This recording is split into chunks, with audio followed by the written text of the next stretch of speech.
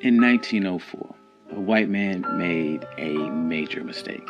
He stepped off the train in the Mississippi Delta and started causing a scene, a ruckus, shoving, acting like he owned the place.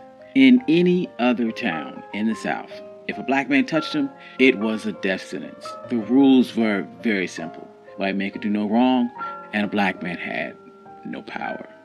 But this wasn't any other town. It was Mound Bayou.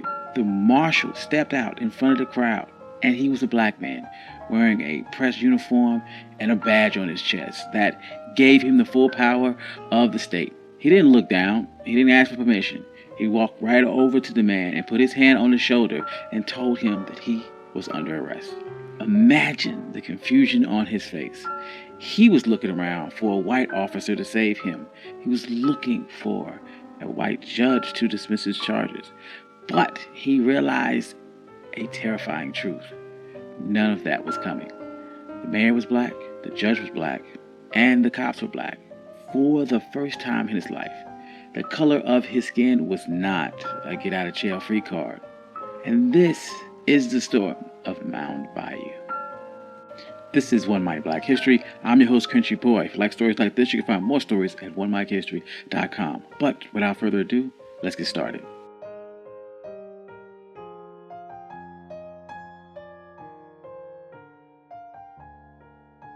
This wasn't a fantasy. It wasn't a movie. This was a real place, a black fortress in the middle of one of the most racist states in America. A place where Jim Crow had absolutely no jurisdiction. People love to talk about towns that were burned, and you know some of the names: Tulsa, Rosewood, Wilmington, North Carolina. We share the pictures of the smoke and the ruins because it fits the story that we've been taught that everything we've ever built, they destroyed it. But that doesn't tell the complete story. There was a town that they couldn't burn.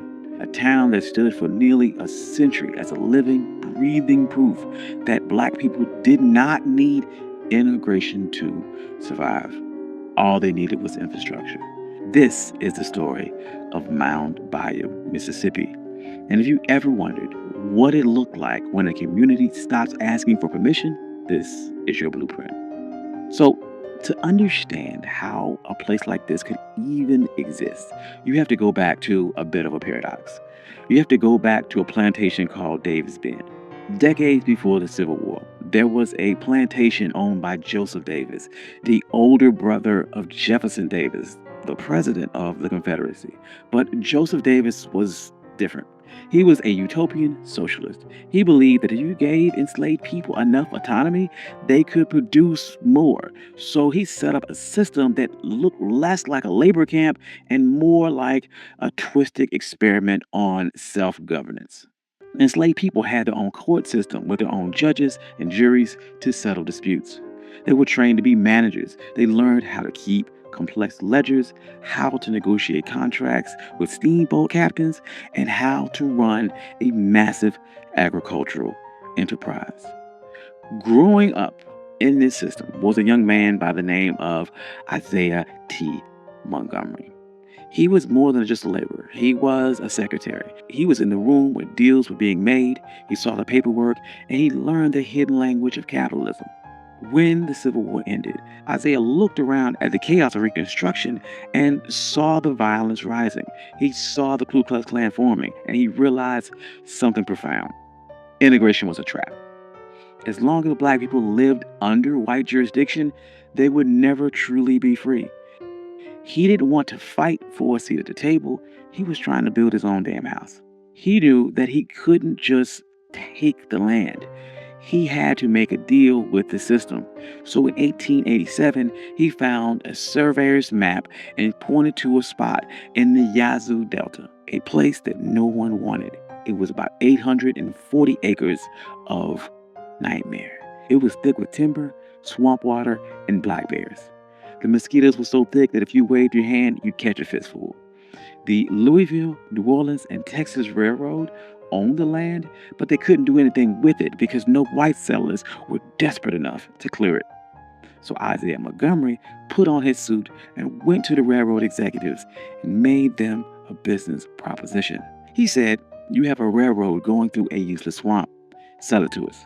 We'll clear the trees, we'll drain the water, we'll plant the cotton, and we'll turn your empty track into a gold mine."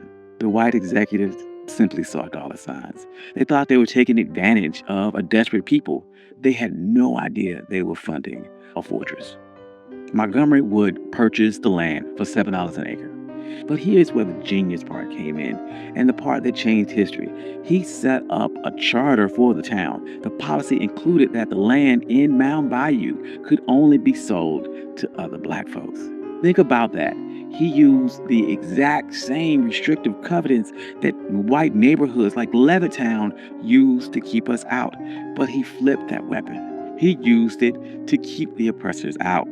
This created an invisible wall around his town.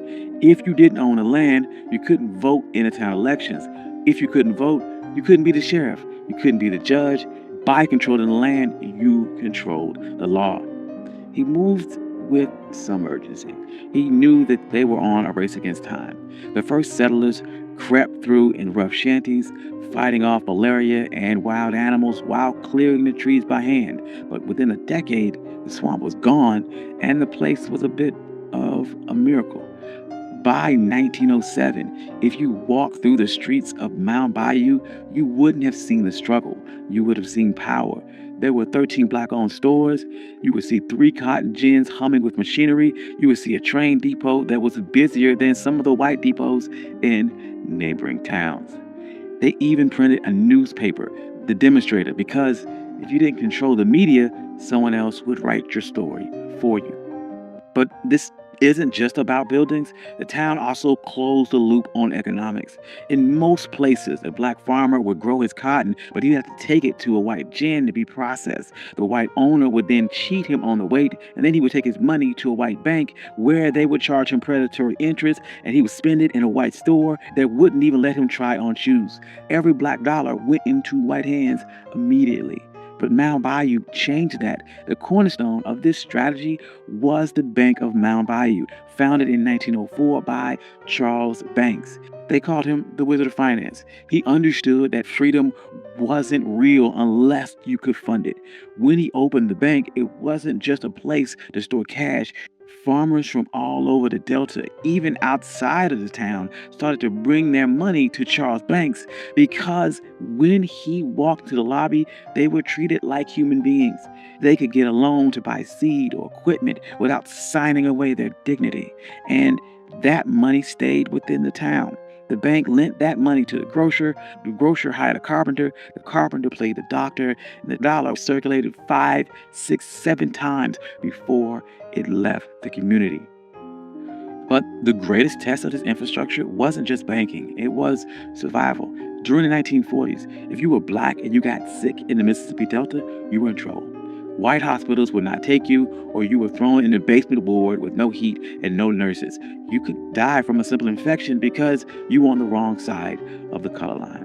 So Mound Bayou decided to build a healthcare system. They didn't ask the government for a grant. They went to fraternal orders.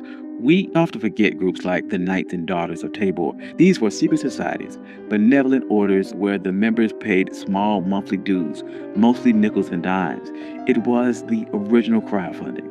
They pulled together these nickels and dimes into a massive war chest and built the Taborian Hospital in 1942. This place was state-of-the-art for the time. It had x-ray machines, incubators for premature babies, sterile operating theaters that rivaled anything in Memphis or Chicago. They hired black surgeons and paid them top dollar, and they had black nurses in crisp white uniforms.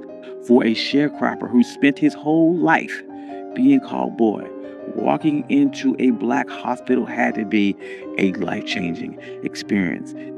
The man running this hospital was Dr. T.R.M. Howard. He knew that you couldn't just have a healthy body in a sick society, you had to fix the politics too. So he turned Mound Bayou into a headquarters for the civil rights movement in the Delta. He launched the Regional Council of Negro Leadership.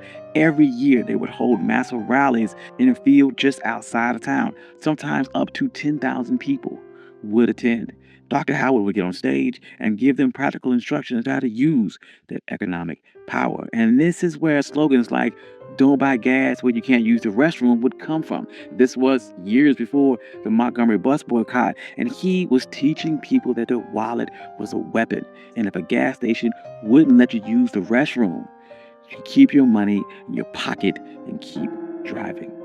See, when you start messing with the money, the system begins to fight back. In 1954, the Supreme Court ruled on Brown versus Board of Education, and the white power structure in Mississippi panicked. They formed the White Citizens Council. These were bankers, politicians, and merchants. They were called the middle class Ku Klux Klan. And they decided to use financial warfare to attempt to crush the movement. They initiated something called a credit freeze. They made a list of every activist, every member in NAACP, every person who dared to speak up. And they called banks and they said to call in your loans. Suddenly, black business owners had 24 hours to pay off debts they thought they had years to pay. Farmers went to buy seed and were told that credit was no good. Sharecroppers were kicked off their land. They tried to starve the movement into submission. And this is where the infrastructure of Mound Bayou saved the day, because Dr. Howard and his lenders didn't have to beg for mercy. They could look at the map and they organized what they called an anti-freeze fund. They reached out to the Tri-State Bank of Memphis and other black-owned institutions, and they moved massive amount of capital into the Delta. When a white bank called in a loan on a black activist, Dr. Howard could step in and say, "We will take on that debt." They would pay off the white bank and refinance the loan for the black institution. This kept storekeepers stocked, this kept mortgages current, and this kept black trucks moving. But these type of efforts don't make headlines. It wasn't a march. It was a wire transfer. That wire transfer saved the movement. It bought them time. And in a long war, time can be the most expensive commodity. This black fortress protected people in ways that went beyond money. When Emmett Till was murdered just a few miles away, the trial was a dangerous farce. Black reporters and witnesses were threatened with death if they testified. Where did they go? They went to Mound Bayou. Dr. Howard turned his home into a command center. He set up an armed guard. He had a safe house. Mamie Till Mobley, Emmett Till's mother, even stayed there. They would drive them to the courthouse every morning to face that horror, and then drive back to Mound Bayou at night to sleep in the only place where the sheriff couldn't let the lynch mob in. And this brings us back to the image of that sheriff on the train platform that we began with. Now, what you need to understand is that what happened in Mound Bayou wasn't magic. It wasn't a utopia where everyone got along perfectly. It was a real place with real issues, but it was a proof of concept. It proved that poverty and chaos that we saw in other places wasn't natural. It was engineered. And when you remove the artificial weight of white supremacy, when you allow black people to own land and control the bank and police their own streets, we didn't just survive, we thrived. We built hospitals, banks with surplus capital. We built towns that were safe, clean, and more prosperous than the white towns that were attempting to destroy us. And Mound Bayou is still here today. It's smaller.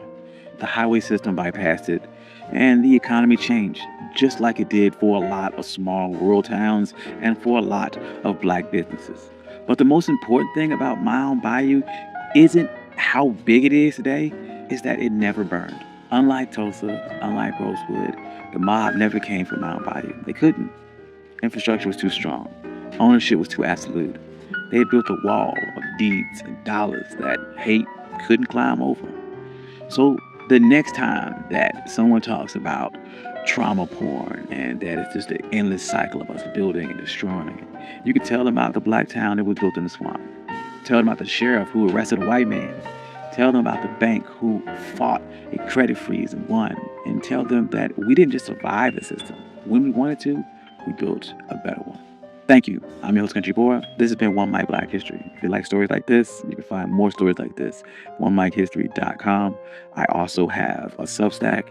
I would love to see you there. I post articles every single week, and I post notes every single day. I'd like to thank all my day ones and my financial contributors. I love every single one of you. Without you, none of this could be possible.